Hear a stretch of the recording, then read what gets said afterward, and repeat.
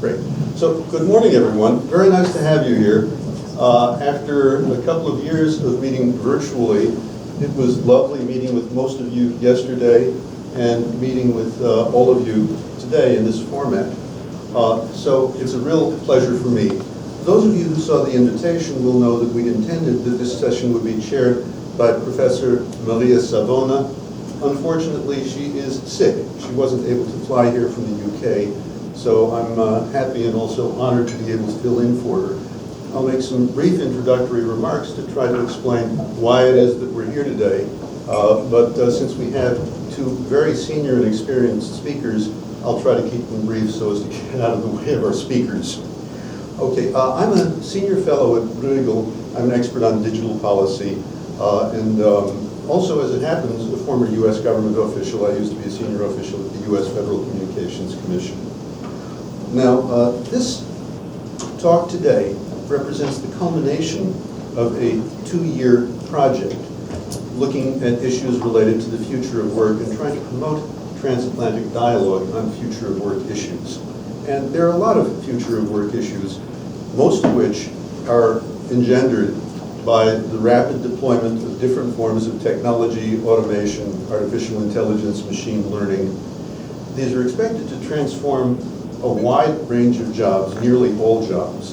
Whether it actually results in reduced overall employment is debated. I would say probably not, but there are nonetheless huge implications for social protection of workers, for education and training, many things that we need to discuss, and many things that within this group of experts that we have been discussing.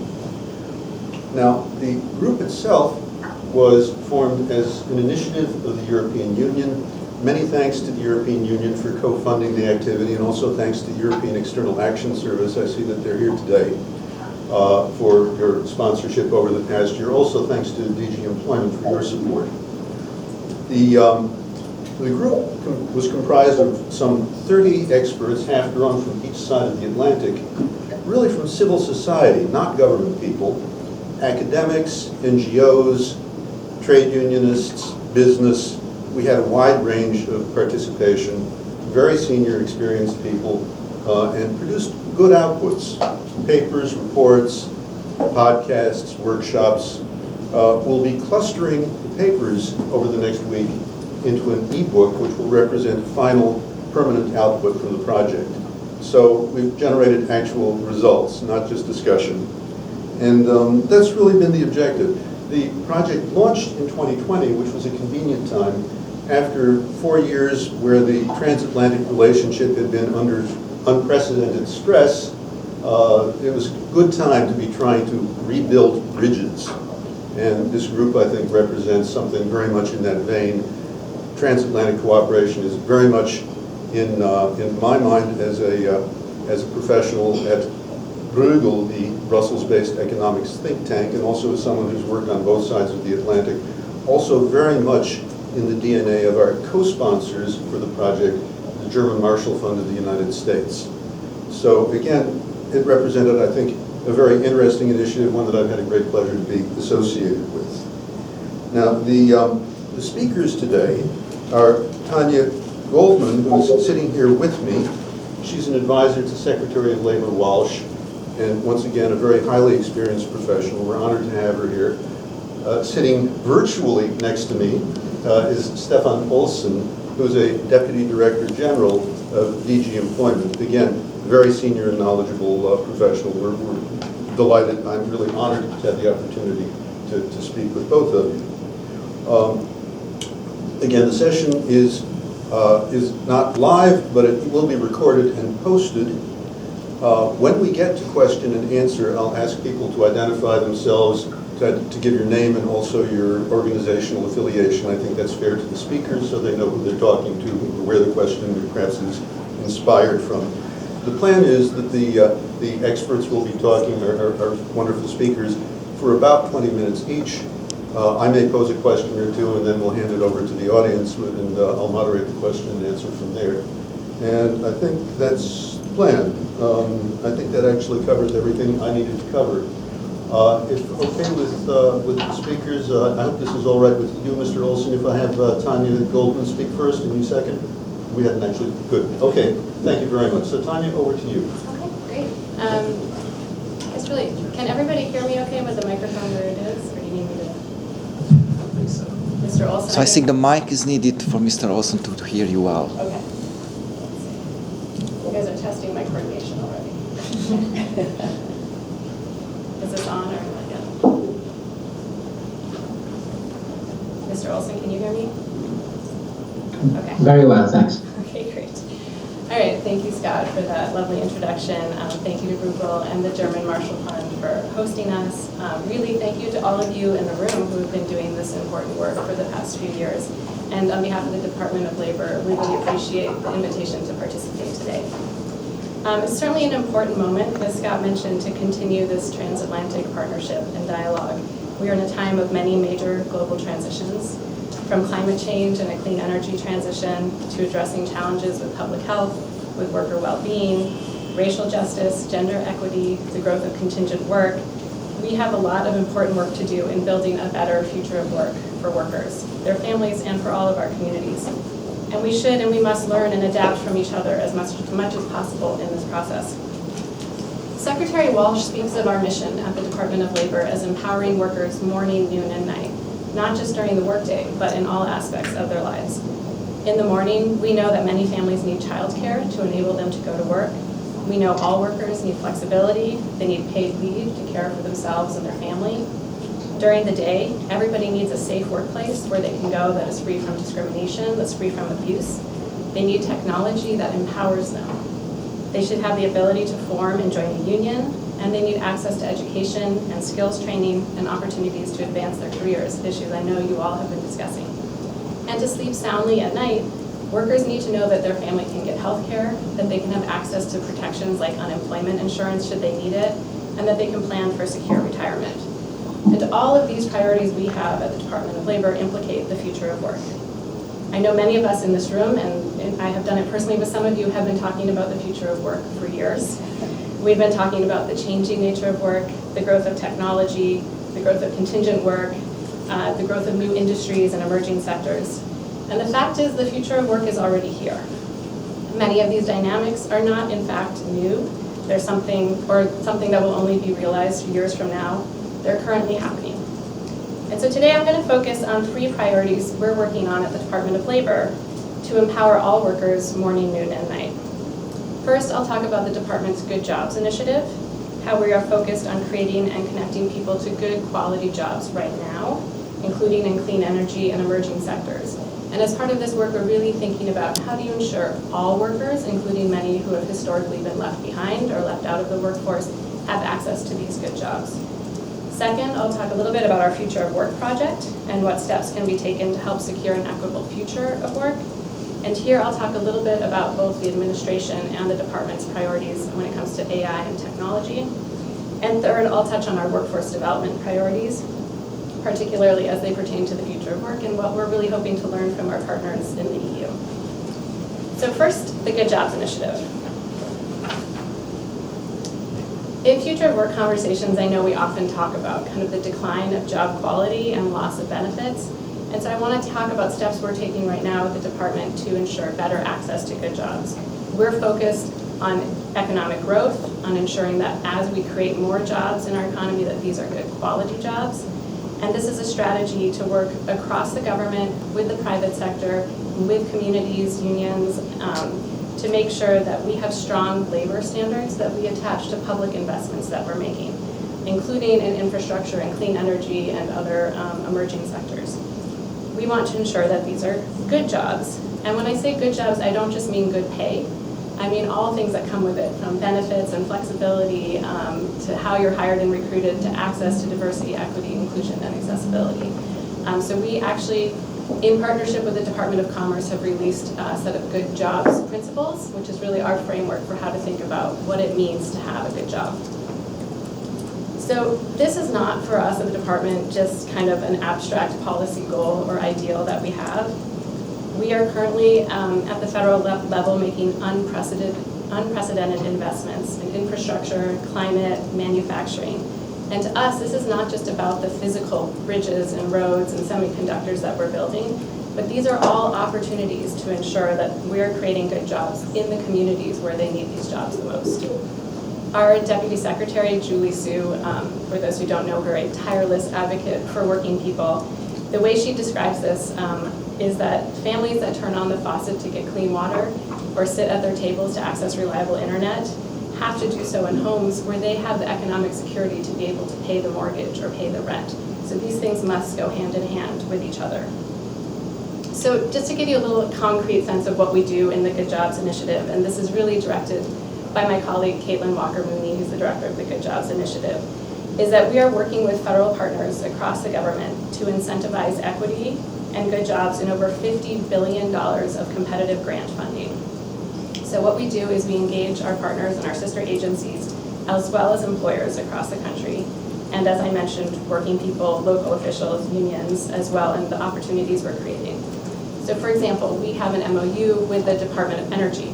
Department of Energy got over $60 billion of money to invest through the bipartisan infrastructure law. So we are working with them to incentivize when they put out competitive grants that they're making sure that there is, or incentivizing meaningful community and labor engagement. And when I say like community and labor, I don't mean just unions, but also faith groups, climate advocates, community colleges, civil rights advocates, and that we're incentivizing the use of local hire, project labor agreements, community benefits agreements, that we're incentivizing workforce investments, including pre-apprenticeship and apprenticeship programs when people are applying for these grants. And we're also encouraging supportive services. And so one example of that is access to care. We know that care is not just an equity issue, it's an issue that is job enabling. In particular, if you can have access to supportive services like childcare, more people can enter the workforce, especially women, and have access to jobs that they might not traditionally have been participating in the same amount as men. So that's an example of how we're working at the Good Jobs Initiative to improve access to jobs right now. In addition to that, we have a Future of Work project, of course. And here we're really trying to leverage our expertise and engage a really wide range of stakeholders to identify what steps we can take today to help secure an equitable future of work tomorrow. We believe that we need to work with all stakeholders, employers, workers, and issue experts to identify and implement practices that can create a more resilient workforce and economy, which is the reason I'm very excited to hear from all of you about the work that you've been doing. Our project focuses on ensuring people have good jobs now, preparing our workforce for jobs of the future, and also how do we harness the promise and power of technology and make sure workers have a role in shaping how it is developed and deployed in the workplace. So far, our project has held 2 public-facing events. One was on the COVID-19 pandemic and ensuring an equitable return to work, which I know is something that you all have written on. And one was on fair and predictable scheduling. And there we really touched on the importance of worker power and worker voice and the importance of that in deploying technology and how that can be used to advance job quality. So while we are very adamant that it is important to engage a wide range of stakeholders, we want to make sure as well that the future of work is a worker-centered conversation. So that is particularly important when we talk about technology and AI. How do we encourage, as I said, that the development of technology and its deployment is done hand in hand with workers, that they have input on how it's being used, why it's being used, and the impact it's having on them, whether intended or unintended? We know, and I think all of you know this, that many employers are bringing new technology to the workforce. This can include robots, algorithmic management, other forms of AI. And for employers, they are doing this in many cases to make improvements. They want to increase efficiency. They want to increase productivity. They want to enhance safety in their workplaces. But we also know that technology is used to recruit, to manage, to hire, to discipline, for promotions, in ways that can be very harmful to workers as well, and even dangerous. This can be especially true for workers of color, for immigrant workers, for women workers, who may be more likely to work in sectors where this technology is being deployed. We know that employers can also use AI to try and distance themselves from their workers and from their responsibilities as employers. and that AI can be used to display opportunities unequally, to embed bias and discrimination in decision-making if not used properly, and that automated systems can deepen existing inequalities that are already present in society. AI has also sometimes been used for surveillance, to track workers, to ask them to work faster, sometimes to prevent or deter them from taking needed breaks. This can be harmful to their health, and it can also, there's at least one study documenting significant mental health impacts to workers from this as well. So, of course, that's a side of the future of work and technology that we are concerned about and focus on thinking about at the department. And we know that there has been a lot of thought that has gone into the use of AI in the European Union, so I look very much forward to hearing from our colleagues about how they're approaching this as well. At the department and in the administration, I'll mention just two things we're doing.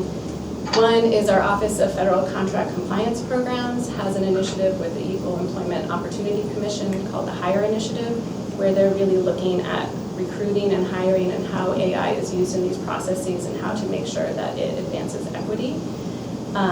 We also work very closely with the Office of Science, Technology, and Policy at the White House, and with our other agencies across the federal government.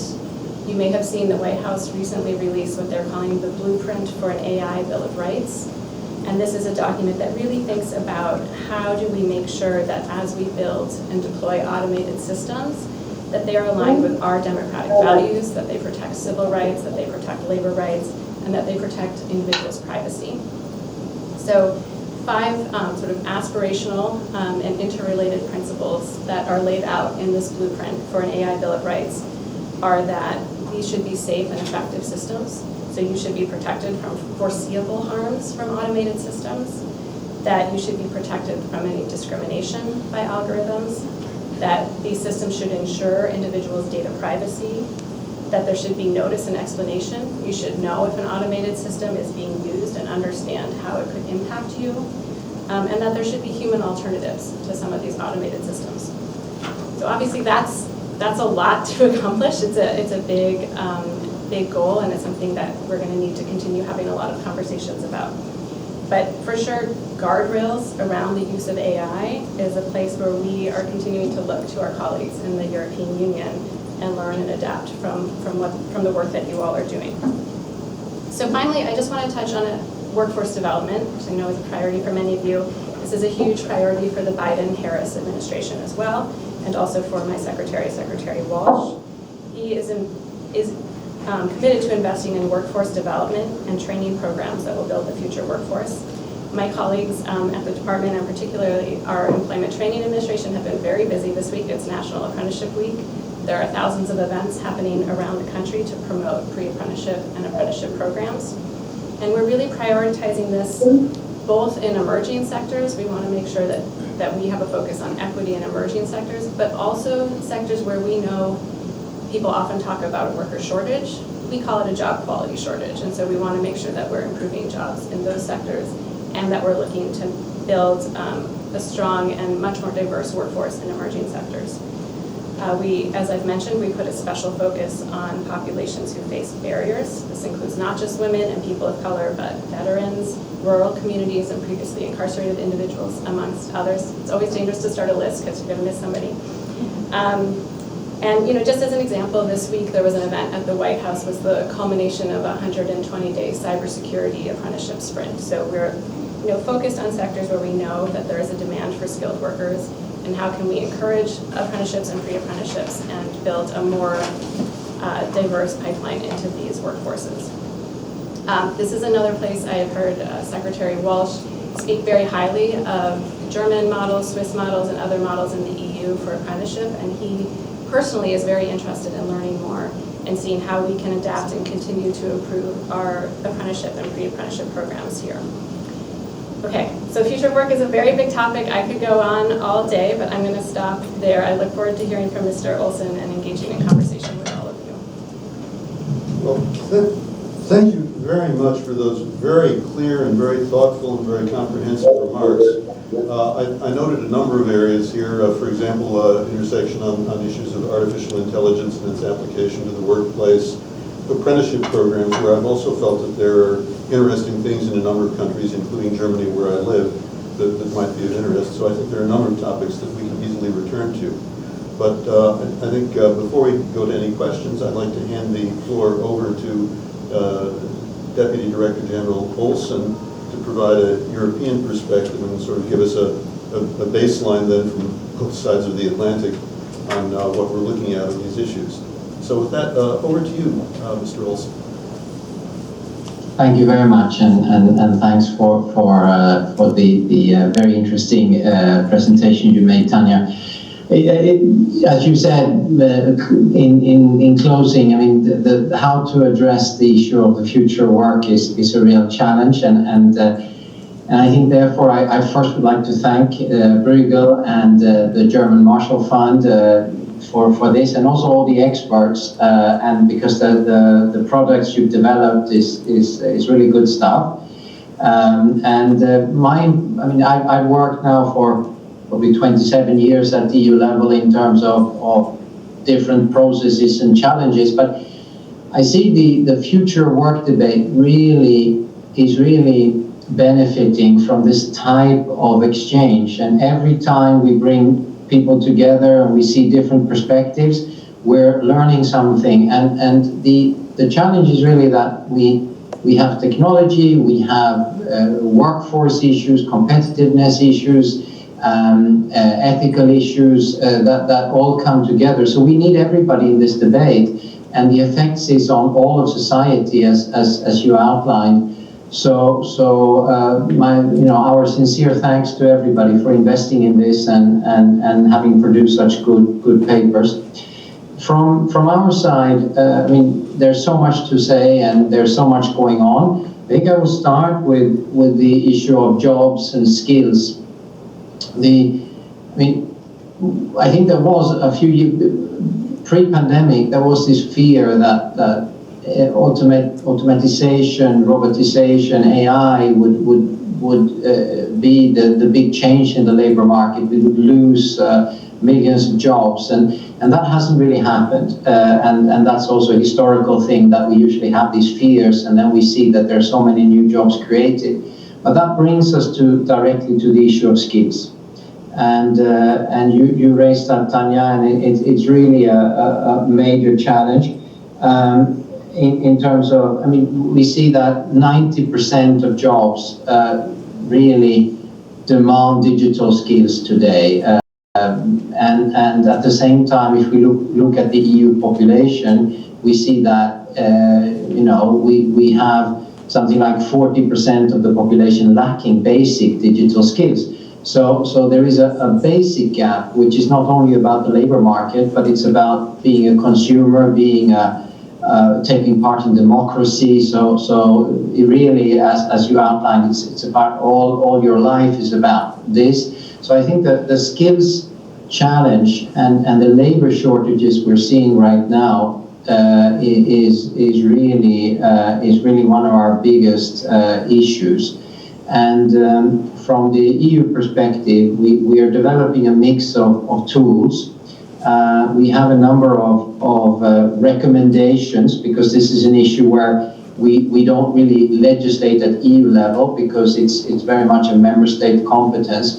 But we have a number of tools where we are trying to get tools like individual learning accounts that would empower the worker to build up skills beyond what is needed in the direct work, but to get ready for the transition. And we're stimulating also collective bargaining on this, and we see some very interesting examples across the member state.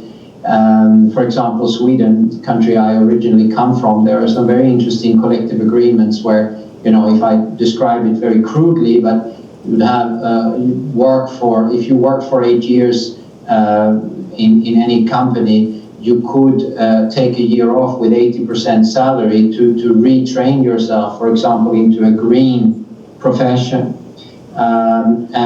So that's crudely explained, but we see that the trade unions and employers are building up systems that we're very much encouraging and supporting.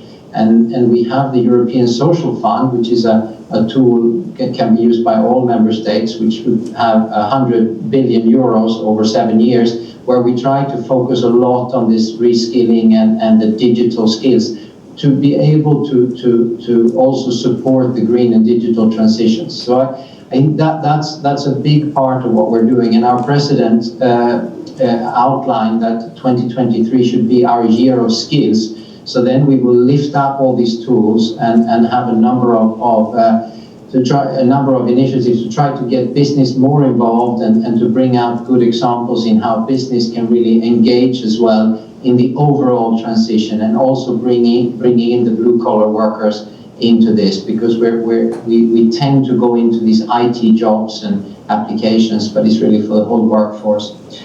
Then to move on to other areas and other initiatives, regulation is of course a big part of what we're doing in the EU system. And here we have a number of different initiatives going on. I think one of the most interesting ones that we're doing is this proposal that we've done to the European Parliament and the member states about a directive for platform workers.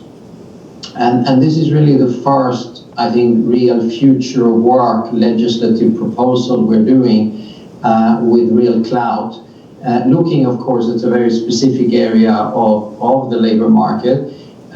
We have today, I think, 28 million platform workers in the EU, and here this is based on the model that the EU system builds on the fact that you're classified as a worker. And if you're classified as a worker, then the health and safety, the social protection, all of these issues apply. If you're self-employed, you are taking care of these issues yourself. So it's a very clear distinction. And of course, the platform model is kind of changing that dynamic. And therefore, we're going for a presumption of a worker status, also very crudely expressed, but that if you have a kind of a vulnerable self-employed in a platform situation, which then would trigger a worker status and therefore also social protection and skills development and health and safety, etc. So that is now being discussed by the member states, and it's a very intense discussion, but it's one that will be very interesting to follow in the coming months to see, because it's a bit of a litmus test for the future work debate. And here we also have an AI, the first time we regulate specifically AI in the workplace, or propose to do. And here we're having rules on transparency and rights, of course, focusing on the platforms as we have AI as the real only management tool in some instances. So I think this is a very interesting initiatives. But we have, of course, a lot of others. We have the Digital Services and Digital Markets Act. We have an overall framework on the base of the use of AI, based on a risk assessment, data protection, and then the work we do with ILO and the Future Work Declaration. So a lot of interesting things going on there. But what we're seeing is again that the need to really understand both the technology and how this is how this really affects the workplace is really essential. And one area here is, of course, the telework and the effects on the workplace and the risks and opportunities that carries with it. And here we have another very interesting development where at European level, and this doesn't happen very often, we have the employers and trade unions are currently negotiating an agreement on the right to disconnect. And the way the treaty works is that if they come up with an agreement, we can turn that into a legal instrument that would apply in all the member states. So we're following that. We're hoping that they will come with this agreement somewhere end of spring, and that could be very interesting to see, because it's of course an issue that is so connected to work organizations. So we're very pleased if employers and trade unions can design something that fits them with their trade-offs, rather than that we come in as legislators and try to do it. So a very important development there, also for the concept of having a European social dialogue. And other issues that are linked to that are, of course, the whole health and safety area, where the risk assessment that the employer needs to do according to EU law then is affected by this transformation. You could by AI, by digitalisation, by telework, and here we're also trying to adapt and develop digital tools for all different sectors that can help the employer to do this type of risk assessment in this changing environment. Because as we know very well, all of us, it's one thing to put things on paper in the law, but to actually, for a small enterprise to apply this, this is really, really difficult. So there we're also trying to ourselves use the digital tools to support a real implementation on the ground of health and safety at work. So yeah, as everybody else in this area, I could go on forever, but I think I'll stop there and let you, Scott, take over on and be there to reply to questions. Thank you very much. Okay, well, once again, thank you very much for very clear and comprehensive remarks. I could actually ask enough questions on what you both already said to keep us here all day. I'll try to focus on just a few. One that I was especially hoping that you could comment on, especially Mr. Olson, is the Transatlantic labor dialogue that was recently put in place. As I mentioned at the outset, this is a particularly auspicious time for us to be talking about EU-US cooperation. From the very highest levels of the body politic, there's an interest in fostering this. The TTC, the Trade and Technology Council, was already an effort, and that spawned over the summer this new trade and labor dialogue, which had its first meeting in September. Since you're active in the program, I would appreciate if you could tell us a little about what you see as goals, objectives, next steps. Ms. Goldman may also have some thoughts on this. And actually, as a non-trivial side issue, are there ways for civil society, including groups like this one, to provide input to the TALD? TTC did have a website and some other mechanisms. We'd be interested in knowing if there's any way to engage. So with that, I think first over to Mr. Olson.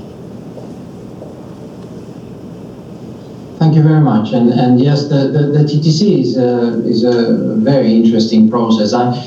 I've been more part of it as a material participant, if you want, rather than exactly on the process and who participates. But we've had some very interesting exchanges on the future work with our US counterparts, and also involving social actors in that dialogue. On the EU side, we have the social partners, and we were discussing most of the issues that I referred to in my initial statement. And as I understand it, in the declaration or the text that is now being negotiated ahead of the 5th of December, we will also bring in skills into this context, and see what we can learn from each other in this issue of this big skills gap. And I think that here there are some quite, as you said, apprenticeships, traineeships, all of these things are things where we can learn from each other. In terms of the participation, I will have to come back on that one, as I'm not really in the mechanics of the process. I've understood that it's quite a participative process, and there are task forces being created, and so I don't think the question is just to find out, how. But there I can't give you a very clear answer right now, I'm afraid. No, well, that's fair enough. No, thank you very, very much for that. Okay, let me move on for a second before I go to the audience. Over the past day, our expert group was meeting, and one of the things we reflected on is what are suggestions that we could make to the policymakers on areas where there could be opportunities for transatlantic cooperation. And one of the suggestions that got a bit more traction was essentially more dialogue between the different social partners, between business management and trade unions, in a less confrontational setting. So, for example, the thought was something like a summit, an EU-US summit of business and trade unionists, which I thought was an interesting idea. Could in fact also perhaps be linked to the trade and labor dialogue. I would say in Europe, we have a number of mechanisms for encouraging more cooperative relationship between management and labor. I'm thinking especially of things like the German workers' councils, the Betriebsrat, where effectively workers' councils play an active role in the company management. And there's some research that suggests that's been positive, not only in terms of worker satisfaction, but also in terms of productivity, and probably also, I would argue, probably results in Germany having less labor disputes, fewer strikes, than, for example, France or Belgium. So the thought is that constructive dialogue maybe has a place here, and that perhaps there's a transatlantic dimension to that. Why don't I give Tanya a chance to respond first to that one, since you were first on the last. Sure.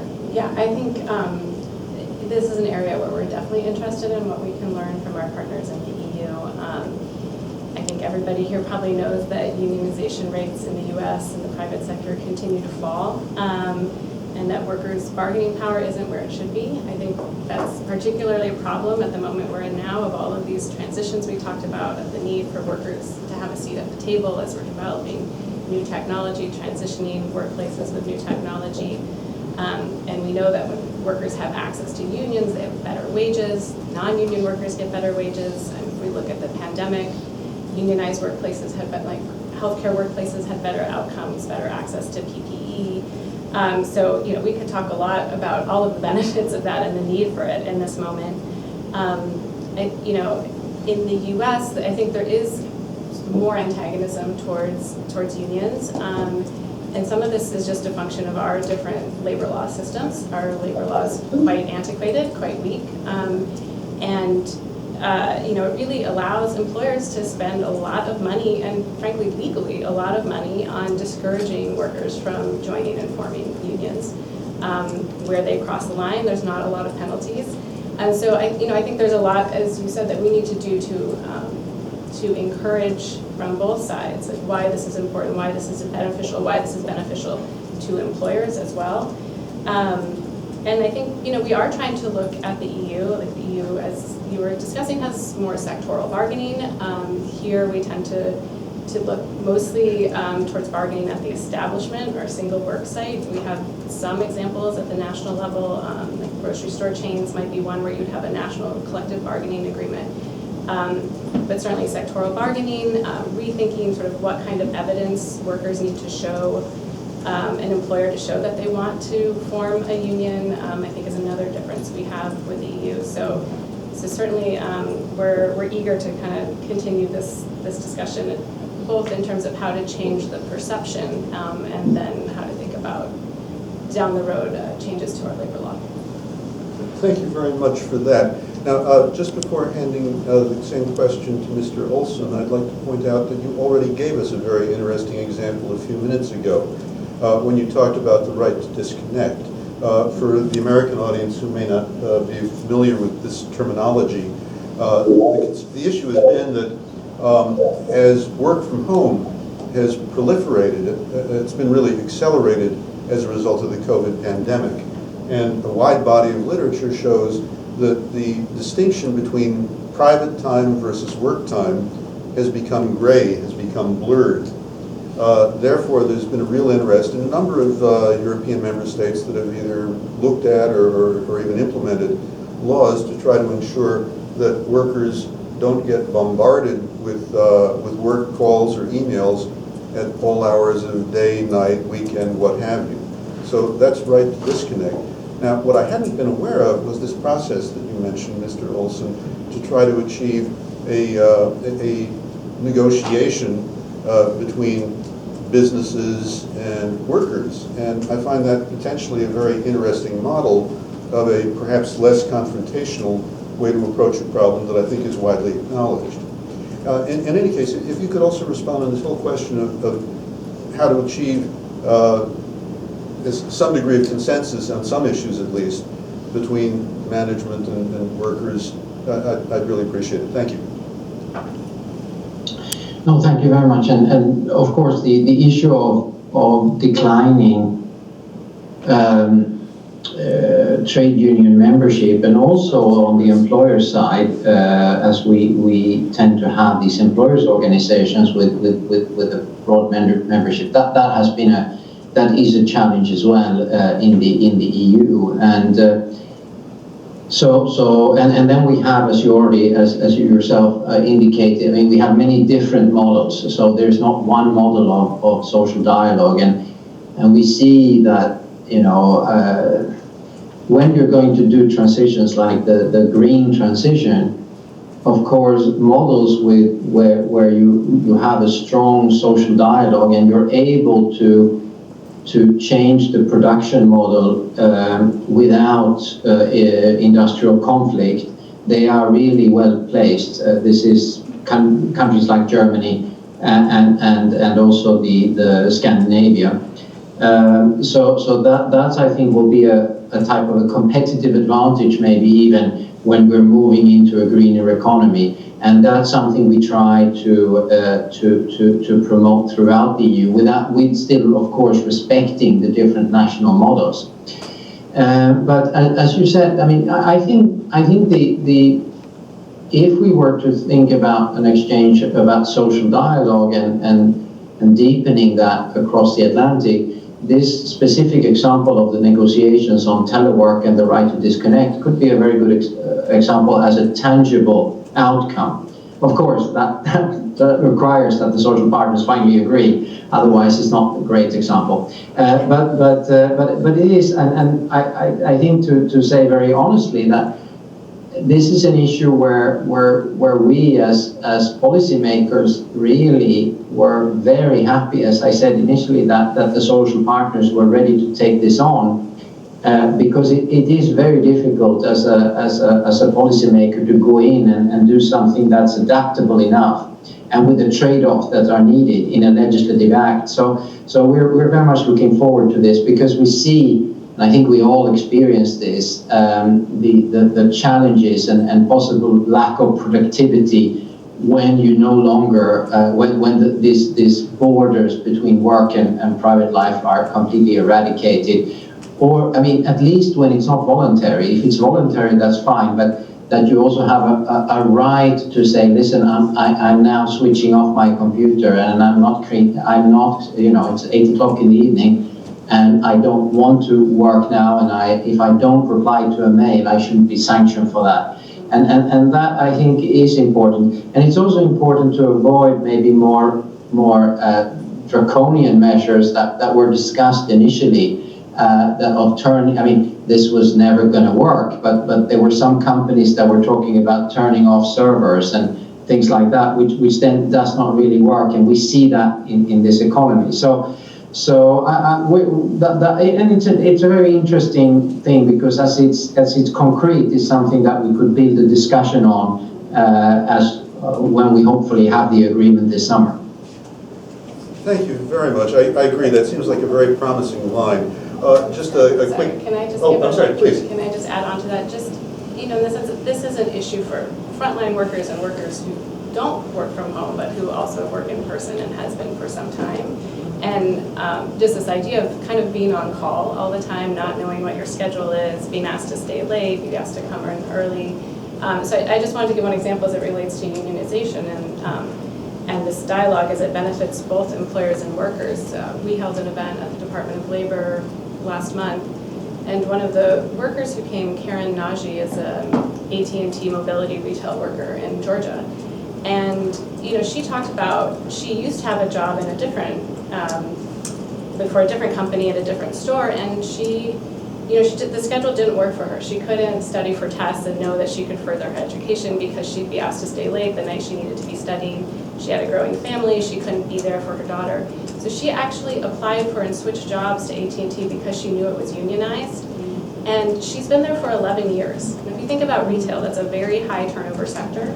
So the benefit to her of having a job with that kind of stability and benefits, and also to her employer of having that kind of experience and talent stay with them for 11 years so far, just shows kind of the benefits. And she switched to a unionized job because she needed to know that when she was off, and when she, what her hours were, and have more stability. And she just told this great story about how she planned a surprise trip to Disneyland for her daughter, and she knew that she would be able to take that trip and follow through, and that she wouldn't get that last minute statement from her boss the day before, like, actually I need you to come in tomorrow. So I just thought it was just a really good example, particularly in a sector that still has like a tight labor market, of really the benefits here for both sides. Thank you so much for those insights. That's really great.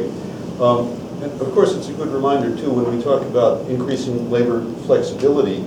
Originally, much of the labor flexibility talked about flexibility for the employer, but flexibility for the worker is just as important, if not more, and somehow striking the right balance is crucial here. So these were really lovely thoughts. Now, I'm happy to report that because our speakers were good on keeping to their time, we have plenty of time for questions. We've got about 40 minutes left on the session, and I would welcome hands. So, Indy, please introduce yourself and your organization, and Sure. And I'll ask people to speak into the mic so that it makes it much easier for Mr. Olson to hear us. Great.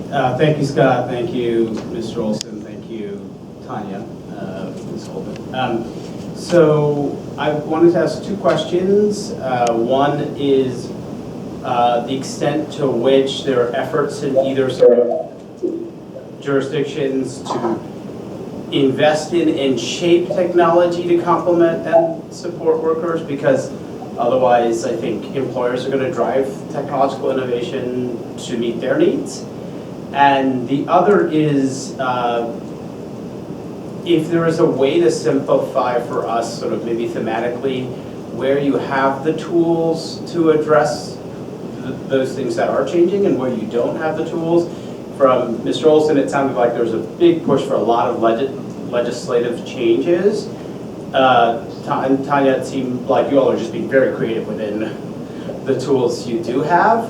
But maybe there's some, for example, are health and safety areas more amenable to action by within existing statutes and laws versus AI and information communication technology, et cetera? I don't know if that's fair, or you might describe it differently. Who's going first? Why don't you take this one first, Tanya? Okay. Thank you, Amy, for the very thoughtful question. I think just starting with the second one, we think a lot, particularly in the AI and technology context, about what are our existing authorities that we can use, and where do we essentially need more guardrails, or where will we need more regulation and legislation. I think our existing authorities at the department, that's why we have the Office of Federal Contract Compliance Programs, working with the EEOC on thinking about hiring and discrimination. That's a place where they have the authority to look at those issues. think when you talk about safety and health, our Occupational Safety and Health Administration has some authorities to address issues like ergonomic issues that happen to call center workers, warehouse workers, where AI and management tools are affecting workers' lives daily. But we are somewhat limited still there in those tools. When you think about, I mentioned mental health implications, that we're starting to see some research on the mental health effects of these tools, particularly in call center workers, again, is another example of kind of the stress they're experiencing. We are lacking some of those tools. Like, we have to show at the Occupational Safety and Health Administration that there is kind of an established basis of evidence that this is deleterious to workers and that there are ways to abate that harm. And so that's a place where kind of we're still working on that. It's a little bit different, but I think heat is another example. Like, heat is a huge safety issue affecting workers. And so we've put out, we've started the regulatory process there to think about what tools can we use to protect workers experiencing inordinate amounts of heat and unsafe heat. And it's a place where technology kind of has to play both roles. Like, we need the tools from technology to monitor heat in workplaces and help keep workers safe, but we also need to learn, how to make sure that there isn't technology affecting their safety and health. So we are trying to tackle all of those issues, working, as you said, as much within our existing authorities and also exploring where we're lacking those authorities or where it would be easier to move faster with different authorities. Sorry, I forgot to introduce myself, but I'm Indy Delegate, President and Executive Director of the Center for Law and Social Policy. Thank you, Indy. I appreciate you filling in the gap. Good, and with that, I'd like to hand over to Stefan. Actually, by way of an introductory point, though, I'd note, as Indy pointed out, in Europe, we're not in a position where we're deadlocked. We've had a huge amount of legislation enacted over the past year, or things that are in progress, in addition to those that have been enacted. Not only a Digital Services Act and a Digital Markets Act, but we've got an Artificial Intelligence Act going through the mill. We've got the legislative proposal that you mentioned about platform workers. And actually, one other bit that hasn't come up in our discussion so far is a council recommendation on non-traditional workers and the self-employed, which I think is a brilliant statement of principles, but probably difficult to apply for the reason that you mentioned earlier, which is that so much of it is fundamentally member state competence rather than European competence. In any case, how do you see your ability to deal with these issues relative to the legal empowerment that you have at European level, and also particularly relative to the member states? No, thanks. And I think it's quite similar. I see two parameters. No? One is the formal one, what can be done at EU level and what is done at national, local level. And the other one is really trying to regulate something that is moving so fast. And we always have to, and you will be aware, of course, all of you, that we have the Brexit the process. And so there's also, of course, an awareness and we focus a lot on better regulation to make sure that when we legislate for now 27 member states with very different economies and with very different challenges, there is a big risk if you try to hit this moving target of the future of work and in 27 different contexts, and you get it wrong, you can also create a kind of an anti-EU feeling of why are you now turning off our servers, or when we want to, take care. I want to be able to pick up my kid and then work in the evening, and now EU is telling me I can't. I have to stop at 5 o'clock. So we were never thinking about doing that, but still, that this is the kind of we have to watch that political issue as well.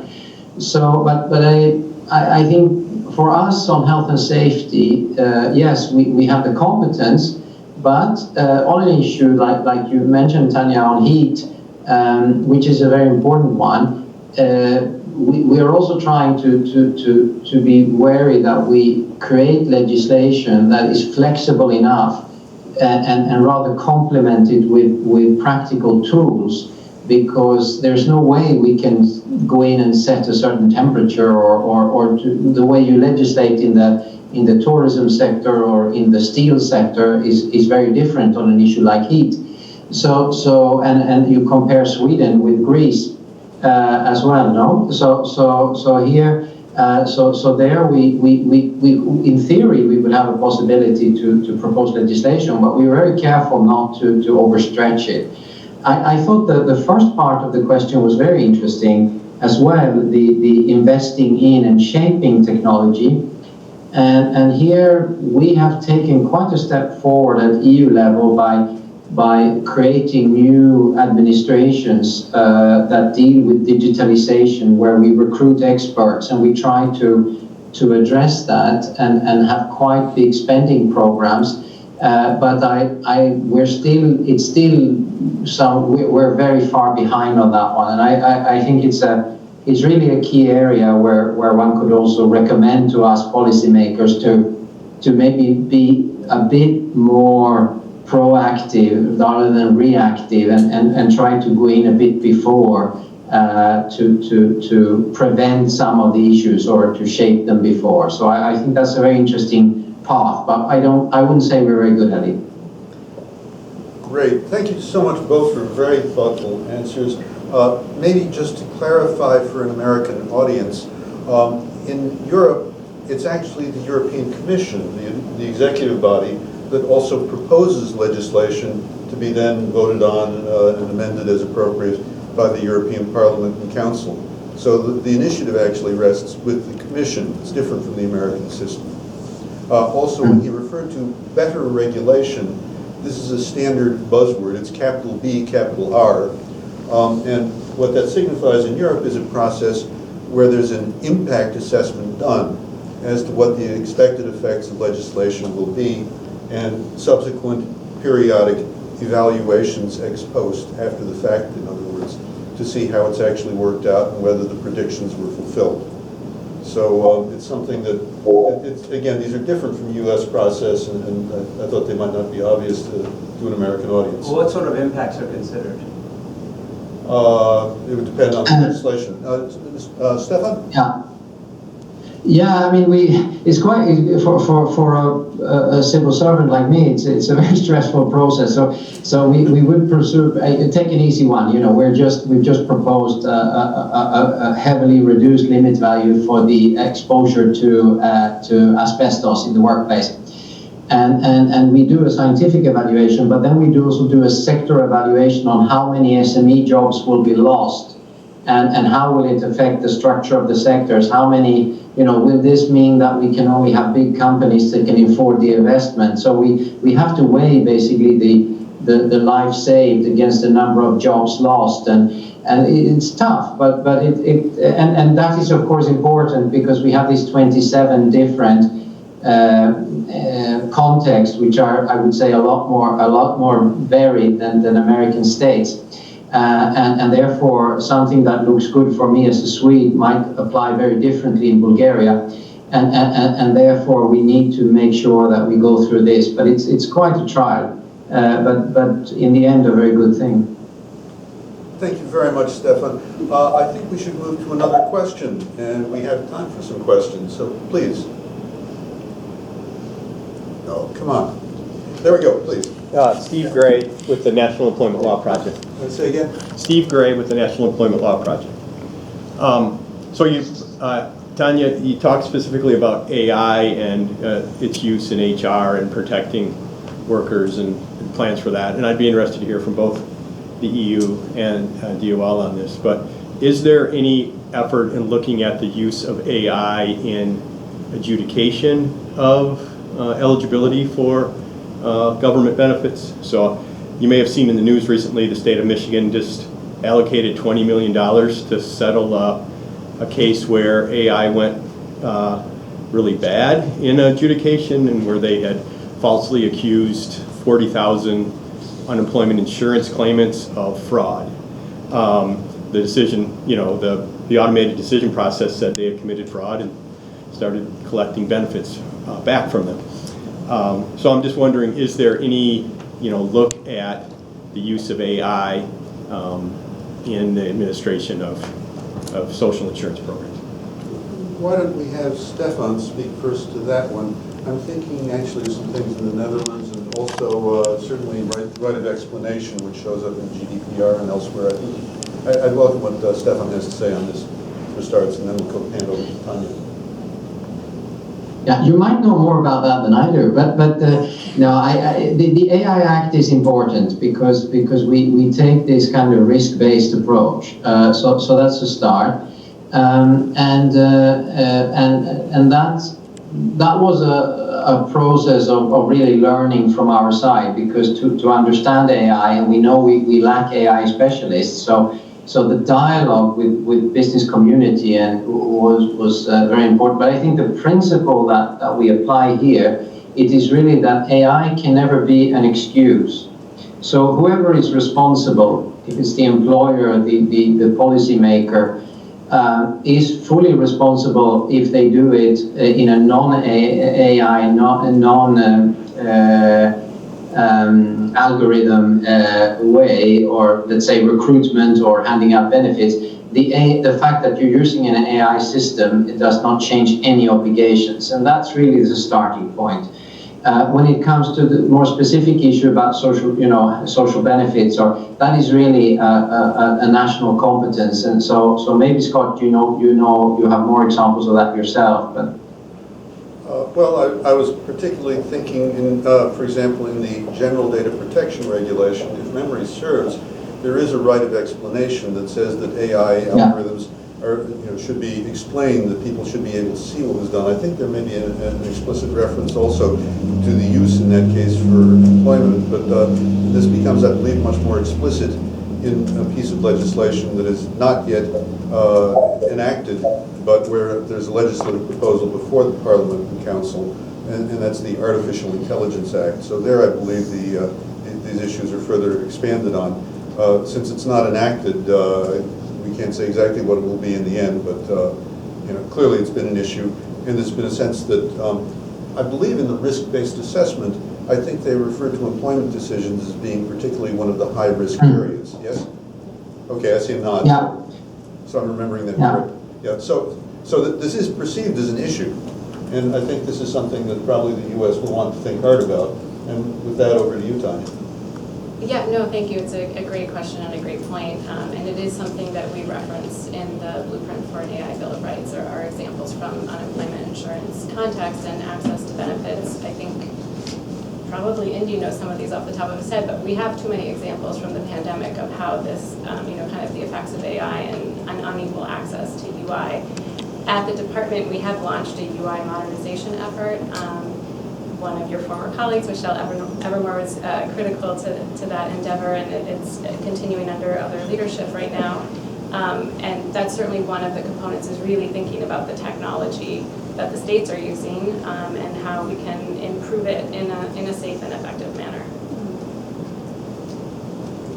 Great. So we got a question, Catherine. Hello, good morning. I'm Catherine Edwards, labor economist at the Rand Corporation. So when I think about the future of work, it sometimes helps for me to think in very blunt terms, that there are good actors and bad actors. There are good developments and bad developments. And I think for workers, a bad development would be an employer inclined to not care that much about labor law being empowered with technology, right? So it's okay to put a camera on a windshield so that I can monitor all of my drivers to make sure that they're always driving and never stop. I'm wondering, from the worker perspective, to what sense are they empowered and how, right? If my employer can surveil me, can I, wear an Apple Watch and enter into evidence I'm in a room that's too hot? Can I, have my location monitored, at my workplace to say, I have it on my phone, I've been here 3 hours longer than they've paid me for. You can see my location data. How do we come up with a set of rules that empowers workers to have their own technology for their own protection, not necessarily coming from the Department of Labor, not necessarily coming from their employer, but a legal empowerment to use technology to demand the rights and protection that they're entitled to. Thank you for that. Tanya, do you want to take that first?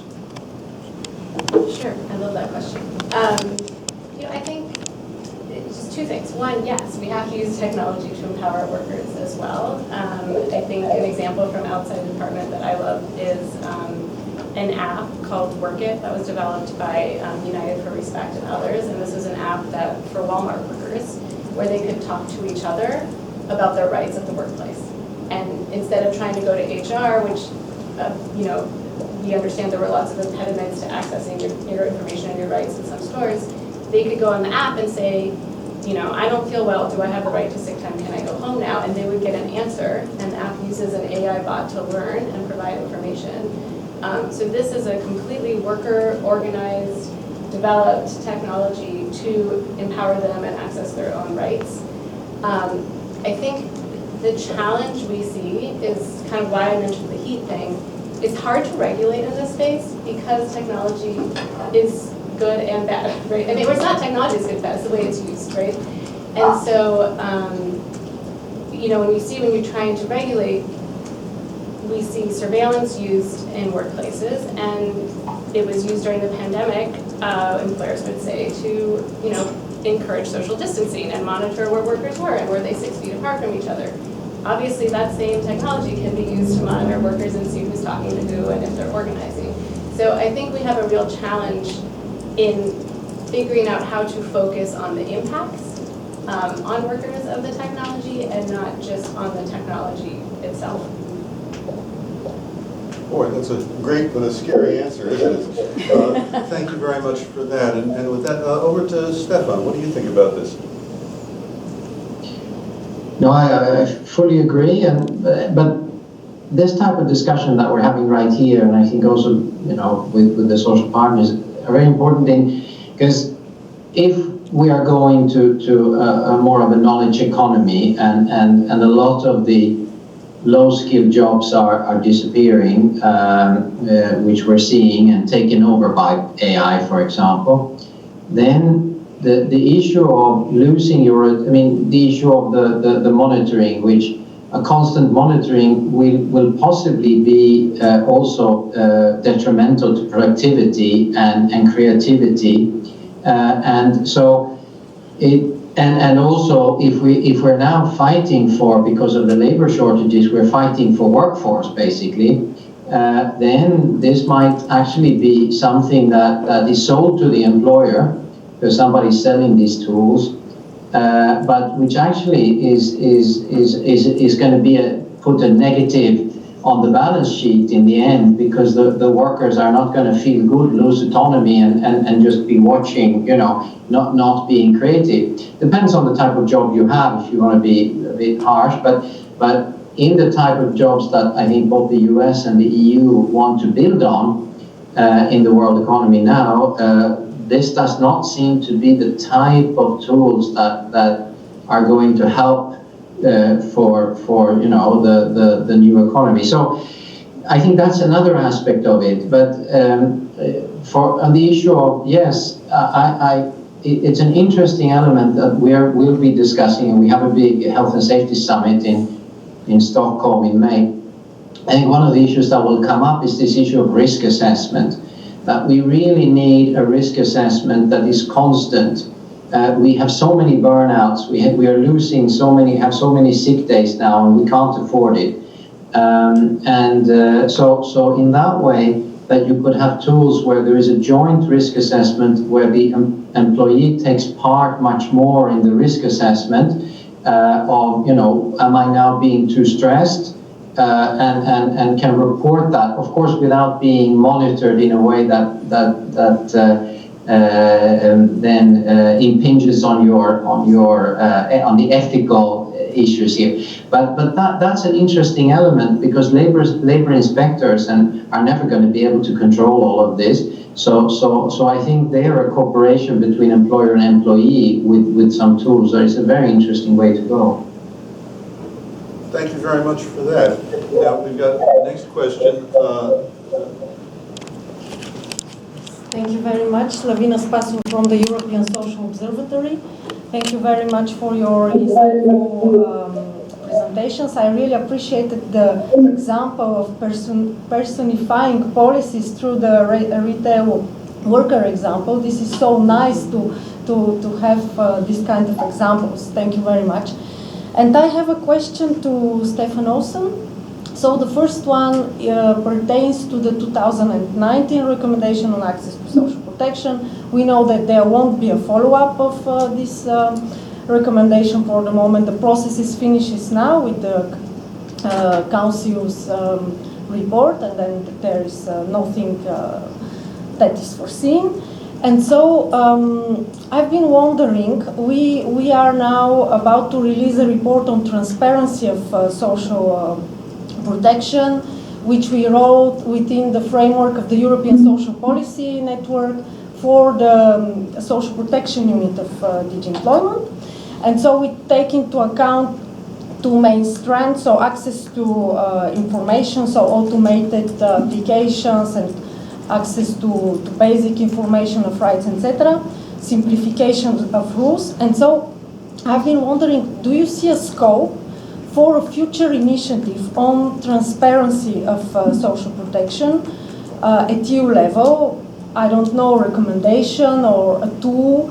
And I am asking that because we are working currently at the Observatory on a project providing expertise in the social area for the future Belgian presidency. And so we think that there is scope for an action there. And my second question, maybe it's a bit tricky, but in the beginning of the mandate of the von der Leyen Commission, there was a promise for a European unemployment reassurance scheme. And so I've been wondering what's happening with this idea. And then also, do you think that there is a scope that the SURE mechanism becomes permanent? And I think that this is important because it also relates to what we talked about climate issues, heat issues, because within the framework because SURE provides funding for this kind of benefits, like temporary employment benefit schemes, which cover this kind of climate issues in several countries. Thank you. Okay, I think that goes to Stefan first. Yeah, I'll try to be brief on that one. That was quite a set of questions, very well informed. One easy way to, we have a high-level group of top professors led by a former EU politician, Mrs. Diamantopoulou, which will deliver a big report on the future of social protection, which is an independent report, not a commission report, and that should come out on the 7th of February, so that will be interesting to follow. And I think one of the big issues there will be their ideas on how to take forward this issue of social protection for the self-employed. We're seeing, of course, the Netherlands is a good example, and for the American audience, I'll simplify it, but basically the issue was that you could easily become self-employed, and then you don't contribute to the social protection, but it means that you don't have any real pension rights or whatever. And that was very much taken up. For example, the whole postal service in the Netherlands took you have independent postmen and postwomen, but what we see now is that there's a lot of worry about this, also from finance ministers, in the sense that you see that people are not building up any type of social protection. And in the EU system, then if you're not building it up privately, you will then turn back to the state in the end. And so basically this business model is not really working. And we see member states going back on these very easy ways of getting to be self-employed, which is a kind of it's difficult, I choose my words, but vulnerable, almost fake self-employed. So that's something where we see member states are looking into this, and I definitely think that this issue about how to deal with I mean, our legislation, as I described initially, our system builds that you're a worker or self-employed. As these boundaries are now blurred, I think for the next commission, this will be one of the big issues. So I wouldn't say that the debate is over, but it's been overtaken a bit, I think, by all the other crises we have, and also the reinsurance scheme. The fact that the Commission came out very hard to save the jobs in the pandemic through these SURE schemes, where somebody who was laid off didn't get fired. Somebody who didn't have work anymore didn't get fired, stayed in the company, but was paid to a large state by the state through European bonds. And that was a very good scheme, and I think this is something that will come back. We'll see now if the energy crisis due to the war and will bring it back. So far, we're not seeing the big layoffs, but I think these are, so on all your questions, I think these are very topical issues. They're coming back, but I think we still need to see how things develop, and so they will stay on the agenda, and definitely under, in a year or two, they will be up there again. Thank you very much, Stefan. If I could maybe reinterpret the question a little before giving it to Tanya. So really the question is, how do you provide social protection benefits to especially those who are self-employed, and here let's say legitimately self-employed, so that we can set aside the question of improper classification. Now, I would argue from what I know of U.S. Social Security, and I happen to be a recipient, there the integration between self-employment and traditional employment is reasonably well handled. Both contribute and both benefit. But many other areas, especially health insurance, also unemployment, that are classic parts of the discussion in Europe, I think are more problematic. So what's the current thinking in the Department of Labor on this? I think a lot of our thinking and what we're thinking about is very similar, actually. I think here we have a lot of the discussion and experimentation happening, frankly, at the state level, more so than at the federal level. I'll take paid family and medical leave, for example. We don't have paid family and medical leave at the national level in this country, one of the only developed countries in the world that lacks this benefit. We have over a dozen states that have passed this, and they've all done it differently a little bit. And in terms of, who is paying into the system, who is benefiting from the system.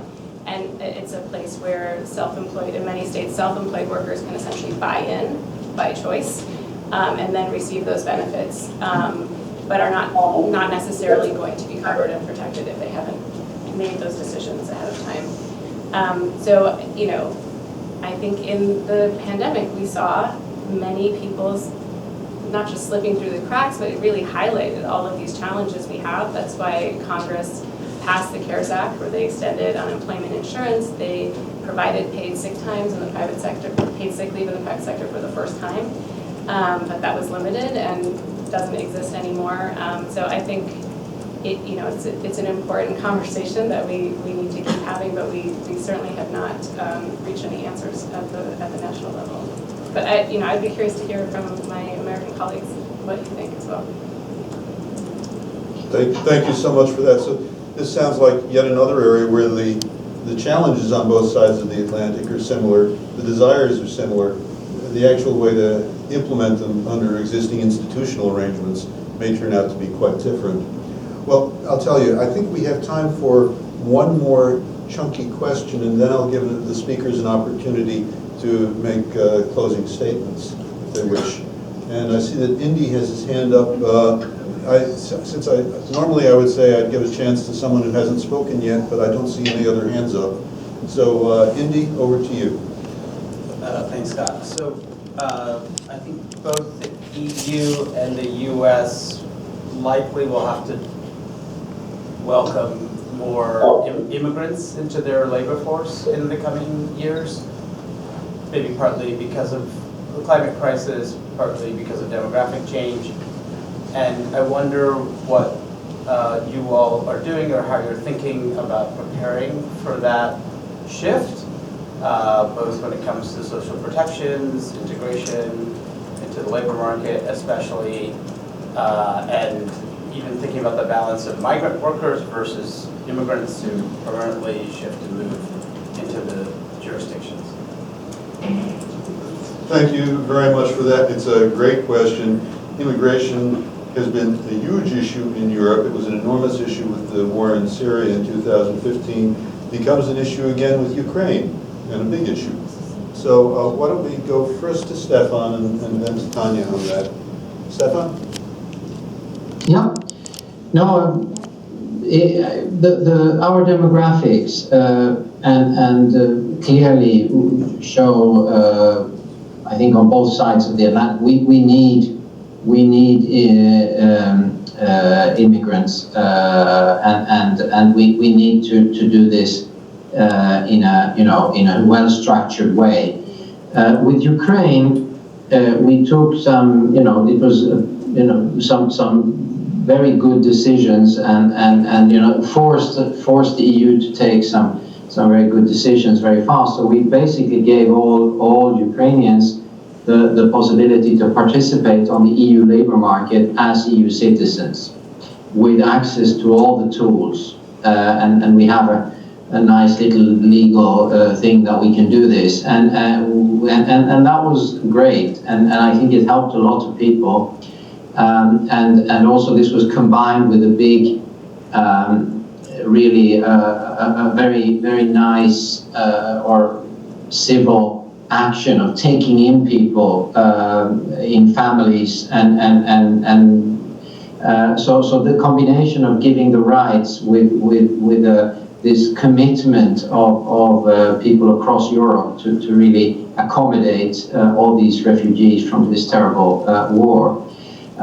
So that worked very well, and of course a lot of the Ukrainians are hoping and also returning home, which is a very good thing. But it was a good kind of process for us, and what we're developing now are in order to attract workers from, for example, Northern Africa, is a system that we call the talent pools, where we have agreements with these member states so that they can young people in, for example, Egypt should be able to take part in job offers and these systems that we have at EU level in terms of matching jobs and job seekers. This is very sensitive, as always, and various member states see this differently. But I think we see, for example, in Germany, and that the skills needs are very big, and we see that Germany is investing a lot, also as a country, to do this, and to, for example, I had colleagues who were at the COP in Sharm el-Sheikh and visited some of the German investments in training of the 1 million young Egyptians coming out of the education system every year. And there are now train drivers in Germany from Egypt. So it's a systematic issue, and we'll try to bring this also to the EU level. So that is really something, and there's an initiative that's going to come next year, during this year, for skills, where we will propose a system of recognition, a common system of recognizing qualifications, because this is one of the big challenges when you take people from for example, from North Africa, that how do you recognize the qualifications of a nurse, for example, and how much training do they need to take part in, let's say, the German healthcare system, apart from language skills, and this is an initiative. We don't know if it's legislative or not, but where we try to build this recognition of qualifications outside of the EU. So a lot of things going on, but it remains politically very, very sensitive, even if the economic need is enormous. Yes, actually, if I could add, I've done a little work on issues like this for the Parliament. Even within Europe, mutual recognition of skills is great in theory, but has challenges in practice. So it's not a simple problem. Well, Tanya, over to you. I think I'm just going to pick up on one point that you made, Stefan, which is about how this granting of citizenship or status for these immigrant workers and or immigrants. And Secretary Walsh has been very clear that immigration reform is desperately needed in this country. That's something that is within Congress's purview. I think for us, what we really focus on now at the department and will become increasingly important is how do we protect both immigrant and non-immigrant visa holder workers who are here in the United States and are incredibly vulnerable, particularly if they don't have status here in the United States, because it is, they're very vulnerable to exploitation by their employers, and it's something we see a lot. We've done a lot to try and show that immigration-based threats are a form of retaliation to protect these workers, but that's one piece of what we're working on, because as you degrade labor standards and conditions in one workforce, it will spread, of course, quickly to other workforces. And then on kind of the flip side is we also have to make sure we're enforcing that when workers are brought in under H-2A or H-2B visas, that the employers are really doing their due diligence and haven't actually been able to recruit workers who are already here. And so we do see challenges also for workers in the country. In the Mississippi Delta and other regions in the South, we've seen a lot of displacement of Black workers as H-2A workers are brought in. So I think we're really trying to look thoughtfully at both of these issues and making sure that all of the workers, once they get here and are in the United States, are protected and have good quality labor standards. I'm sorry, could you just define H-2A for our European audience? These are just, they're called non-immigrant visas that workers can come in on and do largely agricultural work, as an example, or maybe seafood processing or other work like that. This tends to be pretty hard, grueling work. I can imagine.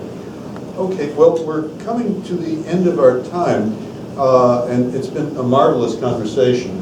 I'd like to give both of you the opportunity to make closing statements, and also I'd be interested in hearing if you see opportunities for more transatlantic dialogue, and if this discussion has perhaps helped you to identify any additional opportunities for transatlantic dialogue on these topics that you hadn't been sensitive to before. So, Stefan, you first, please.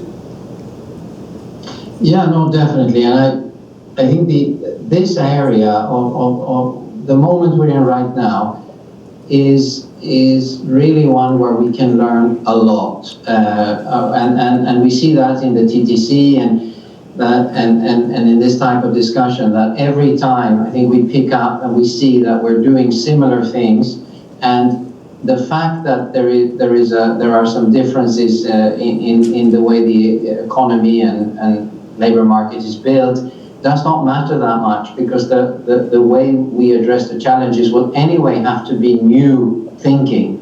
So a lot of this is very interesting, and there is of course a big issue, a major issue of if we can do this in a way that is going in the same direction, that would also help a lot, because the help trade and help multinationals to reduce their overheads and their issues of dealing with, let's say, if we address platform workers in a completely different way on the two sides, it will cause big problems for the industry and for the opportunities of this type of economy. So I think we see a lot of issues, and it's really worth investing in this. Thank you so much for that. And Tanya, your closing thoughts? No, I agree. I mean, we have a lot of multinational companies that are operating around the world. With remote work, workers are operating around the world, and I agree that we are facing so many of the same challenges. So these kinds of conversations where we can level set and understand the different approaches and vocabulary we're all using to reach the same issues is so important, and so we look forward to continuing. Well, once again, thank you. I'd like to thank both of the speakers from the bottom of my heart. For me, this has been an enormously illuminating conversation, and I hope that our live audience could please give them a show of appreciation.